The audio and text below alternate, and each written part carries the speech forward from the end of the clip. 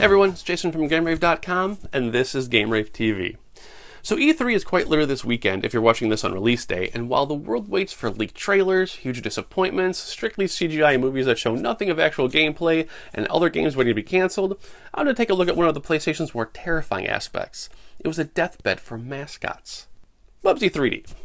During the 16-bit era, when all things Mario and Sonic were the hot contested titles, third parties were climbing over each other trying to find their next new mascot. This included the likes of Arrow the Acrobat, Zool, Bonk, Boogerman, Awesome Possum, and who could forget Johnny Turbo, among so many others. One that stood out, however, especially with how much money their parent company was throwing at it, was Bubsy. The orange cat with a bucket full of puns started life out on the Super Nintendo and Genesis, and despite the game's poor ratings, someone somewhere thought that the power of the PlayStation could rejuvenate the struggling franchise. Boy, were they wrong. Bubsy 3D, while no means a total waste of plastic, proved that if you wanted to bring the fight, you were going to need a lot more than random three-dimensional objects and bright colors. Often used and abused by YouTubers as for easy cannon fodder, the little sarcastic cat that couldn't disappeared from release schedules forever. Croc. Our next mascot actually led a double life. Originally a planned standalone title featuring Yoshi from the Super Mario universe, Nintendo's rejection allowed Argonaut Software to make it their own. Yoshi was transformed into the little crocodile that could, and given his own universe to explore. Croc got himself some pretty good sales on his first outing, with over 1 million in sales being generated, leading to the game to be crowned the greatest hits. With the success of the original, a sequel was planned even before the green bar was slapped onto the case. With the release of Croc 2 on the PlayStation and similar type games on portables, Croc seemed like he was going places. We all know how that turned out. Gex. Now, here's a mascot that really, truthfully, could really use a reboot, and if written properly, could find an amazing place in today's gaming society. Gex started out in the 3DO, the proud offering from Crystal Dynamics, who were essentially the true supporters of the 3DO outside of EA.